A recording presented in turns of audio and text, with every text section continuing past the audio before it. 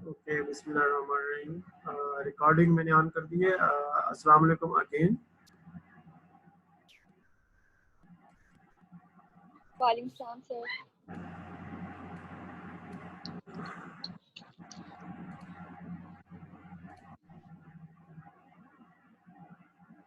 Okay, मेरे ख्याल में हम थोड़ा सा वेट कर लें, 1-2 मिनट, ताकि कुछ स्टूडेंट्स और आ जाएं। आपके जो सीआर हैं वो कौन है? मैं थोड़ा भूल गया हूँ, अगर बता दें तो। बेटा आप लोग जी सर। रऊफ है। रऊफ बेटा, जी आपके ग्रुप में एक मैसेज कर दो, ताकि अगर कोई स्टूडेंट आना चाहे तो ज्वाइन कर ले सेशन। ठीक है सर, करता हूँ। हाँ, थैंक यू वेरी मच। अब हम स्टार्ट करते हैं। ओके, बिस्मिल्लाहिर्रहमानिर्रहीम। लास्ट टाइम हम प्रोग्रामिंग स्टार्ट किया था। ये एक नया चूंकि टॉपिक है और लास्ट टॉपिक भी है आप लोगों के सेशन का।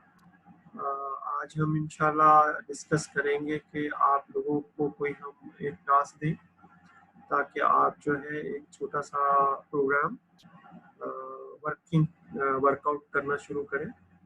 लेकिन उससे पहले हमें कुछ चीज़ें यहाँ जो लास्ट हमने सेशन किया था उसमें से रिपीट करेंगे, और उसके बाद जो नेक्स्ट जो इसका सेशन है हमारा, यानी इसी सेशन के अंदर हम जो है वो एक सॉफ्टवेयर डेवलपमेंट प्रोसेस बिल्कुल बेसिक फॉर्म में देखेंगे, विद वेरी लिमिटेड जो अभी हम लर्निंग प्रोग्रामिंग के हवाले से सीखेंगे उससे लिंक करता हुआ।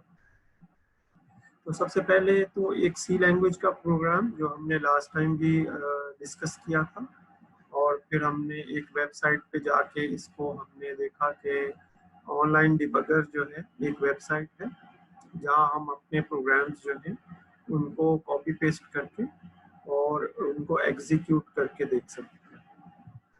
इसी तरीके से हमने लाइन बाय लाइन इस प्रोग्राम के जो कंस्ट्रक्शंस है वो देखे, और हमने एक चीज़ जो है वो ये देखी कि अगर किसी प्रोग्राम के अंदर हम कमेंट्स लिखें तो उससे प्रोग्राम की ना सिर्फ खूबसूरती बढ़ जाएगी, बल्कि अगर हम वो प्रोग्राम जो है वो किसी और अपने कोलीग को या अपने जूनियर को या मे बी किसी और अपने जो पीयर्स हैं उनमें जब वो प्रोग्राम शेयर करेंगे तो वो भी उसको आसानी से समझ लेंगे और साथ साथ उसमें चेंज कर सकेंगे।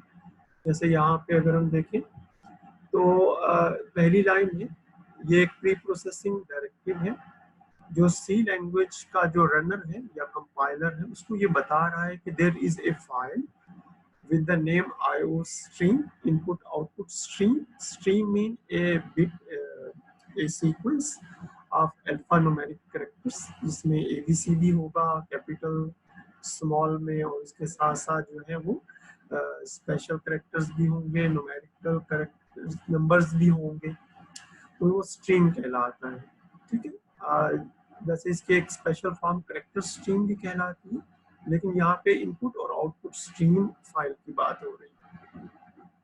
जब शुरू में सी लैंग्वेज बन रही थी और सी लैंग्वेज पे काम हो रहा था तो ये चीज़ें जो है उस वक्त बनी और आज भी वही चल रही हैं, लेकिन उनके अंदर बहुत सारी ग्रेजुअली चेंजेस आ चुके हैं। इसी तरीके से ये पूरी एक लाइन है, और इसके बाद ये मेन एक फंक्शन लाजमी होगा सी लैंग्वेज के प्रोग्राम में, और चूंकि हम ये भी चाहेंगे कि प्रोग्राम के अंदर अगर कोई प्रॉब्लम आ रही है तो हमें पता चल जाए, तो हम इसके एक रिटर्न टाइप देंगे और एक रिटर्न की एक स्टेटमेंट लिखेंगे। इस तरह एक छोटा सा टेम्पलेट हमारे पास आ जाएगा और हम अपना कोड जो है उस टेम्पलेट के अंदर लिखेंगे। तो इसमें 4 लाइनों का कोड है। तो इसमें लिखा हुआ है कि मेन फंक्शन है, ओपनिंग और क्लोजिंग ब्रेस है जिनको हम कर्ली ब्रैकेट्स भी कहते हैं, और इसी तरीके से कोड ब्लॉक कहेंगे इसको, या बॉडी कहेंगे जहाँ प्रोग्राम हम लिखते हैं, और return 0 if successful, if not successful then return an error. तो इस तरीके से सी लैंग्वेज का जो प्रोग्राम है लिखा जाता है। अगर एक सिंपल स्टेटमेंट को उठा लें तो एक स्टेटमेंट के अंदर ये लिखा हुआ है कि स्टैंडर्ड कंसोल यानी डिस्प्ले आउटपुट डिवाइस है, डिस्प्ले पे ये लाइन लिख दी और इसको एंड किया है सेमीकोलन के साथ और इन्वर्टेड कामा डबल कोट्स के अंदर इसको रखता के पता चल जाए कि ये एक सीक्वेंस है, एक स्ट्रीम है। और एंड लाइन लिखेंगे। अगर हम नेक्स्ट लाइन पे जाना चाहें, इस प्रोग्राम को जब एग्जीक्यूट करेंगे तो इस तरीके से 2 लाइनों में हमें लिखा हुआ नजर आएगा। इस एंड लाइन की वजह से ये 2 लाइनें बन जाएंगी। तो ये हमने जो लास्ट हमने पढ़ा था उसको थोड़ा सा रिपीट कर लिया है। ये वो वेबसाइट है, अगर आप देखें ऑनलाइन डिबगर है, ये ऑनलाइन कंपाइलर एंड डिबगर। और चूंकि हमने यहाँ से लैंग्वेज में C++ सेलेक्ट किया हुआ है तो उसने फॉर C एंड C++। इसके अंदर अगर आप देखें तो ये इसका हेलो वर्ल्ड का प्रोग्राम है और इसके अंदर इसने मल्टी लाइन कमेंट्स लिखे हैं और मल्टी लाइन कमेंट्स के बाद इसने वही जो आईओस्ट्रीम फाइल और यूजिंग नेम स्पेस स्टैंडर्ड लिखेंगे। तो वो जो पहले हमें स्टैंडर्ड लिखना पड़ता है वो फिर अब हमें नहीं लिखना पड़ेगा। तो इस तरीके से ये छोटा सा प्रोग्राम जब एग्जीक्यूट होगा तो हेलो वर्ल्ड प्रिंट करेगा। ये वो प्रोग्राम है जिसकी हम बात कर रहे थे। ये प्रोग्राम एग्जांपल 2.1 है, the first simple program by Forouzan. और ये वो डेट है जिस डेट में हमने इसको प्राइमरीली एग्जीक्यूट करके देखा था। हमने कॉपी पेस्ट किया, थोड़ा सा अरेंज कर लिया और जब रन किया तो इसमें ये 2 लाइनें प्रिंट कर। जब स्ट्रक्चर प्रिंट करेगा ये मेन स्ट्रक्चर, तो ये जो एंड लाइन है ये भी प्रिंट करेगा। ठीक है, अगर हम चाहे तो ये स्टैंडर्ड हटा दें क्योंकि ये हम जो यूजिंग नेम स्पेस स्टैंडर्ड लिख चुके हैं। तो ये एक्चुअल प्रोग्राम बन जाएगा जो हम प्राइमरीली चाहेंगे कि इसी को हम फॉलो करते रहें और इसी को हम यूज करते हैं। इसके बाद हमने एक थोड़ा सा मैं स्लाइड स्किप करूंगा और जो है वो एक जेनेरिक जो सीक्वेंस होगा जिसमें आप प्रोग्राम्स आएंगे उसको थोड़ा सा रिपीट करना चाहूँगा कि देखिए ये प्रोग्राम जो लेफ्ट साइड में है इसमें ये मल्टी लाइन कमेंट्स है। मल्टी लाइन कमेंट्स हमेशा स्लैश और स्टैरिक के साथ शुरू होंगे और स्टैरिक और स्लैश के साथ खत्म होंगे। इसमें जो भी लिखेंगे प्रोग्राम उसको एग्जीक्यूट नहीं करेंगे। फिर हम ये लाइनें लिखेंगे, ये तो एक हर प्रोग्राम का हिस्सा होंगे और ये जो है ये कोड ब्लॉक होगा हमारा। देखिए इसमें हमने कुछ वेरिएबल्स को डिफाइन किया है। इसमें हमने बताया है कि यूजर का जो इनपुट है वो हम कैसे प्राइमरी यूजर से पूछेंगे कि जो है वो एक पहला नंबर एंटर करें, फिर उस नंबर को सेव कर देंगे नंबर 1 वेरिएबल में। ये जो कंसोल पे इनपुट होगी उसकी रिडायरेक्शन है नंबर 1 की तरफ। ये एरो जो है ये जो ग्रेटर देन का साइन है ये एरो समझे, ये एरो है जो इस वेरिएबल में वैल्यू को सेव करवा देगा। सिमिलरली सेकंड के लिए भी होगा, सेकंड नंबर यूजर एंटर करेगा, फिर कैलकुलेशन होगी और उसके बाद लास्ट में सम जो है वो डिस्प्ले कर दिया जाएगा।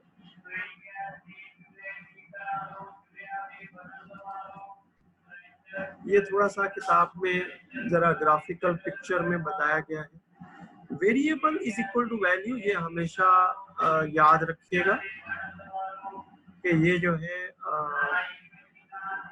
हमेशा वेरिएबल लेफ्ट साइड में आएगा और जो वैल्यू आएगी वो राइट साइड में आएगी।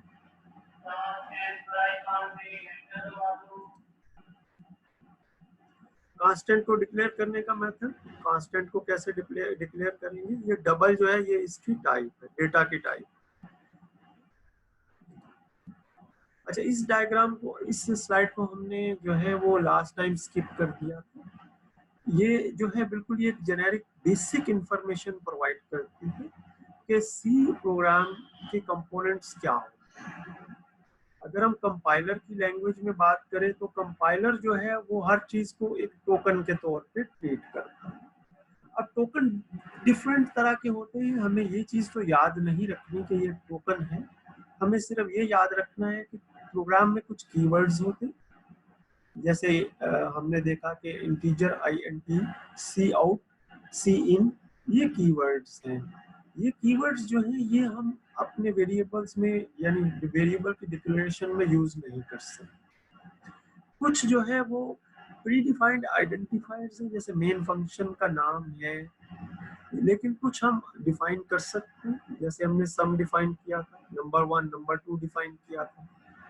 फिर कुछ कांस्टेंट्स होते हैं और कुछ सिंबल्स होते हैं। तो बस ये कि कुछ प्रोग्राम के अंदर जब भी आप देखेंगे तो कुछ चीजें आपको प्रोग्राम में नजर आएंगी, जैसे फॉर एग्जांपल ये स्लैश और स्टैटिक्स है, इसी तरीके से ये हैश साइन है, ये करली ब्रैकेट्स है, और ये जिनको हम सिंपल ब्रैकेट्स कहते हैं ये वो है, ये मेन फंक्शन है, इंटीजर है। तो इन चीज़ों को हम डिक्लेयर नहीं कर सकते। ये जो है ना, ये सी लैंग्वेज के प्रोग्राम के अंदर हार्ड कोड हुई हुई है। ये चीज़ें हम नंबर 1 की जगह हम कोई और लिख सकते हैं, अपना नाम भी लिख सकते हैं, क्योंकि वो ऑब्वियसली सी लैंग्वेज में डिफाइन नहीं होगा। और इसी तरीके से जैसे ये टेक्स्ट है, टेक्स्ट की जगह हम कुछ अपनी मर्जी से टेक्स्ट लिख सकते हैं। कुछ चीजें हम चेंज नहीं कर सकते, कुछ चीजें कर सकते हैं।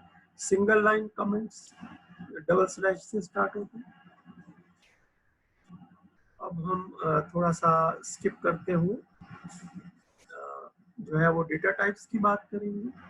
अच्छा, डेटा टाइप्स में जो है वो हम इंटीजर डेटा टाइप की बात करेंगे। इंटीजर डेटा टाइप को डिफाइन करने के जहाँ बहुत सारे मेथड हैं, जो हमने प्रोग्राम में यूज किया है वो ये है इंटीजर 4।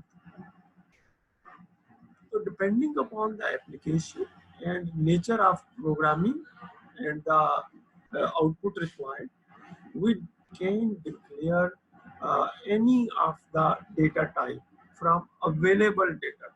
क्योंकि इनको याद नहीं रखा जा सकता, इसलिए हम सिर्फ और सिर्फ जो यूज करेंगे उन्हीं को फोकस करेंगे, ठीक है। लेकिन इंटीजर टाइप के साथ साथ रियल टाइम नंबर्स, यानी जो हमने आपको मिड टर्म में भी दिया था कि जो है वो IEEE 754 फॉर्मेट की कोई एक एग्जांपल दे दें, वो फ्लोटिंग पॉइंट में आ, फ्लोटिंग पॉइंट उसको डिक्लेयर करने का तरीका अलग है। एक छोटी सी एग्जांपल दी हुई है, अभी मैं उसकी तरफ लेके जाऊंगा। और इसी तरीके से कैरेक्टर टाइप जिसमें स्ट्रिंग्स या अल्फाबेट्स को डिक्लेयर किया जाता है, जैसे एस की कोड्स। देखिए यहाँ पे जो है ये एक कांस्टेंट डबल यानी कांस्टेंट टाइप डिक्लेयर किया गया है, जो कि डेटा टाइप डबल है। और डबल का मतलब है ये एक फ्रैक्शन यानी डेसिमल नंबर है, देखिए इसमें डेसिमल पार्ट भी है, फ्रैक्शन हम कहते हैं उसको। अब हम आगे चलते हैं। ये एक प्रोग्राम है जो हमने आपको होमवर्क असाइनमेंट के तौर पे दिया था कि इसको आप कॉपी पेस्ट कर लें किताब से और उसके बाद इसको एग्जीक्यूट करके देखें। कुछ वैल्यूज हमने यहाँ रखी हैं ताकि आप इसको समझ सकें। प्रोग्राम के अगर अंदर चलें तो सबसे पहले देखें कि 3 लाइनों पे तो इसके कमेंट, हेडर में कमेंट आ रहा है, उसमें लिखा हुआ है finding the balance of an account after 3 transactions. इसके बाद वही जो हमने कहा था कि एक टेम्पलेट होगा, टेम्पलेट में ये कुछ लाइनें आएंगी, मेन फंक्शन होगा और रिटर्न टाइप होगी एंड में। और फिर हम वेरिएबल्स को डिक्लेयर करेंगे, बैलेंस और एक ट्रांजैक्शन। इनिशियली हमने कहा बैलेंस 0 है, फिर हमने पूछा कि पहली ट्रांजैक्शन की डिटेल दें, तो यूजर ने 100 टाइप कर दिया। तो अब वो हमने ट्रांजैक्शन में डाल दिया कि 100 जो है वो ट्रांजैक्शन। फिर balance is equal to balance plus transaction. पहले बैलेंस की वैल्यू 0 है, तो बैलेंस के अंदर नई वैल्यू आएगी 0 प्लस 100, तो बैलेंस की वैल्यू 100 हो जाएगी। तो पहली ट्रांजैक्शन के बाद जो बैलेंस है वो 100 हो गया। जैसे आपने बैंक में पैसे जमा करवा रहे हैं, पहली दफा आपने 100 रुपीज जमा करवाए, तो अब बैलेंस जो है वो 100 हो गया। दूसरी दफा 200 जमा करवाएंगे, तो जो पहले वाला 100 होगा उसमें 200 जमा होके बैलेंस 300 हो जाएगा। फिर 300 जब जमा करवाएंगे तो 300 और 300 600 हो जाएगा। तो इस तरह लास्ट में जब हम टोटल बैलेंस डिक्लेयर करवाएंगे तो फिर बैलेंस की वैल्यू जो है वो $600 हो जाएगी। तो इस तरीके से ये तो हमने एक रिवीजन कंप्लीट की। अब हम जो है वो नेक्स्ट जो हमारा सेक्शन है उसके ऊपर जाएंगे। ये कुछ प्रोग्राम हमने इस स्लाइड में डाले तो हैं, लेकिन वो हमारा प्राइमरी पार्ट में है। ठीक है, ये अभी हमारा जो है, ये जैसे जैसे आएंगे उस वक्त फिर हम सीखेंगे। ये प्रोग्राम थोड़ा सा आपके समझने के लिए कि जब रेडियस सर्कल का एंटर किया जाएगा तो जो है वो ये 3 चीज़ें, रेडियस का जो आपने वैल्यू एंटर की है उसको डिस्प्ले करेगा, फिर पैरामीटर यानी सिंपल सा फार्मूला की मदद से पैरामीटर डिस्प्ले करेगा, फिर एरिया जो है उसको डिस्प्ले करेगा। तो यहाँ पे हम एक छोटा सा ब्रेक ले रहे हैं और आपसे अगर आपका कोई, ये क्वेश्चन आंसर का ब्रेक है, ताकि अगर आपके ज़हन में कोई क्वेश्चन है या कोई आप सवाल पूछना चाह रहे हैं तो आप पूछ लें। जी मैं किसी से पूछता हूँ, फायजा आप बताइए, आपका कोई सवाल है अब तक? No sir. फायजा, आपके लिए एक अच्छी खबर ये है कि आपका ईमेल हमें मिल गया था, हमारे पास आपका जो मिड टर्म है उसकी डिटेल आ गई है। मार्किंग इंशाल्लाह आपको नेक्स्ट जो हमारा सेशन होगा उसमें हम आपको मार्किंग बता देंगे। इनिशियली हमने जो चेक किया है उसमें आप लोगों ने माशाल्लाह अच्छी परफॉर्मेंस दी है, तमाम स्टूडेंट्स ने बहुत अच्छा लिखा है। कहीं हमें डाउट है कि कॉपी पेस्ट है, लेकिन चूँकि अपने अल्फाज में लिखना था तो थोड़े से जो है वो 1 या 2 नंबर आपको थोड़ा कम मिलेगा, क्योंकि आपने जो है वो कॉपी, लेकिन जिन लोगों ने अपने अल्फाज में लिखा है वो मैं डिटेक्ट कर लूँगा और इंशाल्लाह उनको फुल मार्क्स ही देंगे। Okay sir, thank you. हाँ, नहीं आपकी ईमेल मिल गई थी, मैंने कहा आपको मैं बता दूं। जी बेटा असना, आप पूछें, आपके ज़हन में कोई चीज़ आ रही है? No sir. मैमा, आप कुछ पूछना चाह रहे हैं या बताना चाह रहे हैं?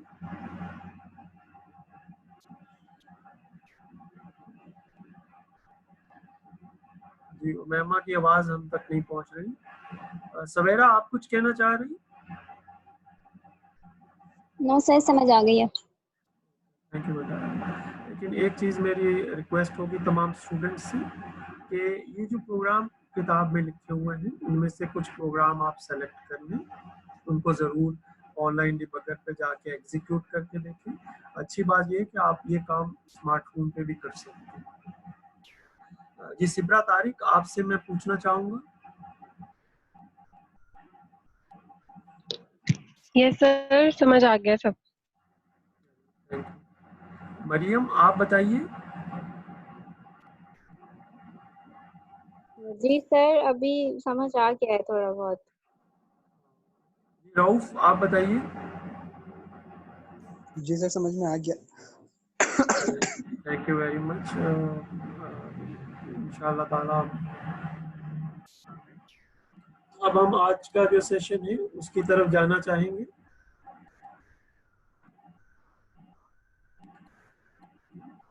अच्छा, चीजें जो है वो वही है जो अभी हम सीख के आए हैं, लेकिन अब हम थोड़ा सा उसको एक ऑर्गेनाइज वे में करेंगे। जैसे प्रोफेशनल जो सी लैंग्वेज में प्रोग्राम करते हैं उनकी क्या अप्रोच होती है।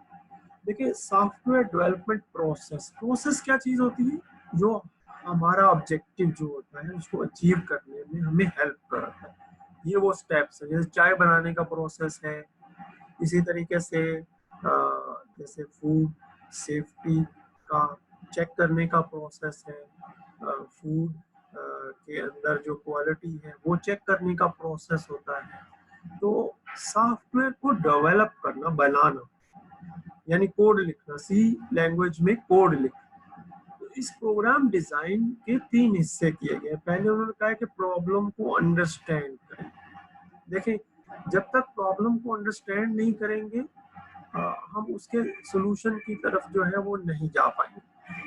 तो प्रॉब्लम को अंडरस्टैंड करने के लिए हमें प्रॉब्लम को लिखना पड़ेगा, या कहीं से हम लिखी हुई प्रॉब्लम ले लें, एक प्रॉब्लम जो डिफाइंड हो, well defined. Then develop the algorithm. मुख्तलिफ तरीके हैं, फ्लो चार्ट भी बना सकते हैं, और इसके अलावा जो है क्या कहते हैं, अगर सिंपल प्रोग्राम है तो आप उनको सादा अल्फाज में भी लिख सकते हैं कि पहले ये स्टेप होगा, फिर ये स्टेप होगा, फिर ये स्टेप होगा। यानी आमतौर पे इसमें एक इनपुट होगी, एक प्रोसेसिंग होगी और एक आउटपुट होगी। जैसे यूजर से आप पूछ लेंगे कि 2 नंबर एंटर करो, फिर आपने प्रोसेस करके सम कर लिया और उसको डिस्प्ले करवा दिया, तो ये एक एल्गोरिथम बन गया छोटा सा। देन राइट द कोड, तीसरा स्टेप है राइट द कोड। इसका मतलब ये हुआ कि efforts should be required to understand the problem and efforts are required to develop the algorithm and efforts are required to write the code. So this has to be एक मुतनासिब के साथ, मुतनासिब अंदाज में, मतवाजन अंदाज में। तो यहाँ पे हम 4 जो किताब में डिफरेंट जो प्रॉब्लम्स दी गई हैं उनको देखेंगे। पहली प्रॉब्लम देखें कि extracting parts of A floating point. Floating point के 2 हिस्से होते हैं, एक होल नंबर होता है और एक फ्रैक्शन पार्ट होता है। ठीक है जी, इसको पढ़ लेते हैं। Let us design and implement a program in which we are given a floating point और real number, we extract and print the integer and the fractional part. सबसे पहले अंडरस्टैंड कीजिए प्रॉब्लम को। A floating point number is given, we want to separate the fractional part and the integral part। यानी problem कोई एक different अंदाज में लिखा है। For example if 1 to 3.78 is given, we have to display 1 to 3 and 0.78 और ये हमें आउटपुट चाहिए। अगर हमें कोई कहता है 145.72 आपको इनपुट है, तो हम डिस्प्ले करवाएं, ये आपने इनपुट एंटर की है, 145 डिस्प्ले करवाएं और 0.75 डिस्प्ले करवाएं। तो ये तो हमने प्रॉब्लम को अंडरस्टैंड कर लिया। अब हम एल्गोरिथम को डिजाइन करेंगे। एल्गोरिथम को डिजाइन करने के डिफरेंट स्टेप्स, यहाँ जो हमें तरीका सिखाया गया है वो इनपुट, प्रोसेस और आउटपुट का। So the algorithm in this case is simple. We input a number, extract its integer or fraction part and output the original number, integer part and fraction part। और step by step algorithm is given below। Input A number, हम user से पूछेंगे एक number है input करो। फिर process होगा extract the integer part, extract the fractional part. फिर हम आउटपुट पे डिस्प्ले करवा देंगे, output the original number, output the integer part, output the fraction part. सबसे इंपॉर्टेंट बात जो यहाँ नोट करने वाली है, there is no code, there is no formula, only simple अल्फाज में लिखा हुआ है कि करना क्या है। Last one is the code. Okay, so सबसे पहले वेरिएबल डिक्लेयर किए हैं, एक नंबर डिक्लेयर किया है जो ऑब्वियसली यूजर इनपुट करेगा, फिर उसका एक इंटीजर पार्ट होगा और उसका एक फ्रैक्शनल पार्ट होगा। ऑब्वियसली फ्रैक्शनल पार्ट भी रियल नंबर ही होगा। उसके बाद यूजर से पूछेंगे एक फ्लोटिंग पॉइंट नंबर को एंटर कर दे और नंबर में उसकी वैल्यू को सेव करवा लेंगे, पहला पार्ट मुकम्मल हो जाएगा। अब प्रोसेसिंग में देखिए, प्रोसेसिंग में एक बिल्ट इन फंक्शन यूज किया है कि सबसे पहले नंबर को इंटीजर में कन्वर्ट कर दिया है। ये तरीका है जिसमें एक फ्लोटिंग पॉइंट को इंटीजर में कन्वर्ट करते हैं। तो इंटीजर पार्ट के अंदर उसका जो फ्लोटिंग पॉइंट का जो इंटीजर हिस्सा है वो खुद ब खुद आ जाएगा। अच्छा, ये चीज जो है ये कोड का हिस्सा है, ये कोड का हिस्सा है, ये पार्ट जो है ये कोड का हिस्सा है, ये जो प्रोसेसिंग का ये हिस्सा है। तो हम सी लैंग्वेज के कोडिंग में देखेंगे, हमें पता चल जाएगा कि कैसे ये करना है। फिर इस नंबर से जब हम इंटीजर पार्ट को माइनस कर दें तो जो बाकी का बचेगा वो फ्रैक्शनल पार्ट होगा और फिर हम उसको डिस्प्ले कर देंगे। ठीक है, और जब डिस्प्ले करने जाएंगे तो इसमें सबसे पहले उन्होंने क्या किया है कि जो प्रिसीजन है उसको 2 डेसिमल प्लेसेस तक, क्योंकि आपको पता है कि बाज नंबर्स जो है जैसे पाए हैं उसके तो डेसिमल नंबर्स ही खत्म नहीं होते। बहरहाल अगर हम ये लाइन निकालना भी चाहें तो हम निकाल सकते हैं, ना लिखें और ये फिर डिस्प्ले कर दें, नंबर को डिस्प्ले करें, नेक्स्ट लाइन पे इंटीजर को और नेक्स्ट पे फ्रैक्शन पार्ट। तो इस तरीके से एक डिजाइन प्रोसेस होगा, इनपुट आएगी, प्रोसेस होगा और आउटपुट होगी। इसके बाद हम एक प्रोग्राम और देखना चाहेंगे, extracting the first digit of N integer. कोई इंटीजर इनपुट किया गया है उसका जो पहला डिजिट है, जैसे यहाँ पे आप देखिए 6759 और 9 हम चाहते हैं कि आउटपुट में आ जाए। ये जो 9 ये इसका पहला डिजिट राइट साइड से ना, हम लेफ्ट साइड का भी कंसीडर कर सकते हैं, लेकिन अभी इस क्वेश्चन में राइट मोस्ट। ठीक है, एल्गोरिथम देखिए इसका, input and integer, extract the right most digit and output. अच्छा, इसमें कुछ भी नहीं करना, प्रोसेसिंग में सिर्फ इस नंबर को 10 से डिवाइड करना है और 10 से डिवाइड करना है, और उसके बाद जो इसका रिमाइंडर होगा, यानी ये परसेंटेज साइन रिमाइंडर का, तो जो भी रिमाइंडर होगा वो हमारा आंसर होगा। तो जैसे 253 को 10 से डिवाइड करेंगे तो 3 आंसर आएगा रिमाइंडर में, तो 3 हमारा आंसर होगा। जितना नंबर हो 10 से डिवाइड कर दीजिए, जो भी रिमाइंडर आए वो हमारा आउटपुट होगा। तो इस तरीके से हम जो है वो एक सॉफ्टवेयर डेवलपमेंट प्रोसेस जो है उसको फॉलो करते हैं। Next is the time duration. ये भी बहुत इंटरेस्टिंग है। अगर आप देखें कि उसने एक सेकंड्स में इनपुट लेंगे, उसको आवर्स में कन्वर्ट करेंगे, आवर्स में, मिनट में और सेकंड में।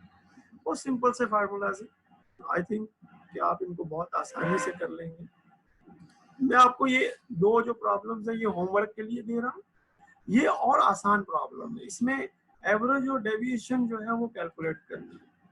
यूजर 3 इनपुट एंटर करेगा और 3 नंबरों को एंटर करने के बाद उनका एवरेज और उनकी डेविएशन जो है वो मालूम करना है। बहुत आसान है। 3 नंबर्स को इनपुट कर लिया, उनका सम कर लिया, उनका एवरेज कर लिया, और डेविएशन एवरेज से सब्ट्रैक्शन होती है, तो एवरेज से सब्ट्रैक्ट कर लेंगे, डेविएशन आ जाएगी, उसको प्रिंट करवा लेंगे। तो इस तरीके से ये जो है हमने 4 डिफरेंट प्रॉब्लम्स की मदद से एक सॉफ्टवेयर डेवलपमेंट प्रोसेस जो है उसको बिल्कुल बुनियादी चीजें सीखी। तो यहाँ हमारा ये सेशन जो है अल्हम्दुलिल्लाह कंप्लीट होता है। मैं चाहता हूँ कि आप होमवर्क के तौर पे इन्हीं जो प्रोग्राम्स हैं किताब से कॉपी पेस्ट करके इंटरनेट की वेबसाइट पे उसको कंप्लीट कर लें और उसमें वैल्यूज इनपुट की चेंज करके वेरीफाई कर लें। जी, कोई क्वेश्चन है तो आप पूछिए।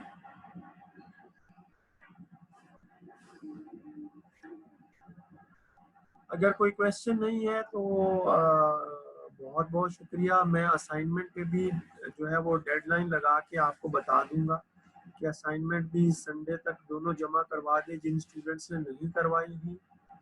एक और असाइनमेंट भी आ जाएगी, 1 वीक और दे देंगे उसमें, तो आपकी 3 असाइनमेंट्स कंप्लीट हो जाएंगे। जी फिजा, आप कुछ पूछना चाह रहे हैं? फायजा, आप कुछ पूछना चाह रहे हैं? सर एक क्वेश्चन है सर, वो डबल में और फ्लोटिंग में दोनों में पॉइंट की वैल्यूज हैं, तो दोनों में डिफरेंस क्या है? असल में जो फ्लोटिंग पॉइंट है ना वो एक जनरल टर्म है। डबल जो है वो उसकी इम्प्लीमेंटेशन है सी लैंग्वेज में। जैसे इंग्लिश में अगर हमारे पास कोई वर्ड हो तो उर्दू में भी कोई वर्ड होगा उसका अल्टरनेट।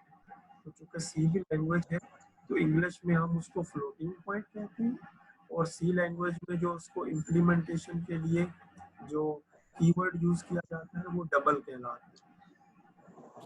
धीरे के समझ में आ गया होगा, एक ही चीज है। ठीक है, आज का सेशन यहीं तक रखते हैं। अपना ख्याल रखिएगा। इंशाल्लाह व्हाट्सएप पे आपसे कम्युनिकेशन होगी। आपके जहन में कोई सवाल हो तो व्हाट्सएप पे जरूर डालें। अल्लाह हाफिज। अस्सलाम वालेकुम व रहमतुल्लाहि व बरकातुहू।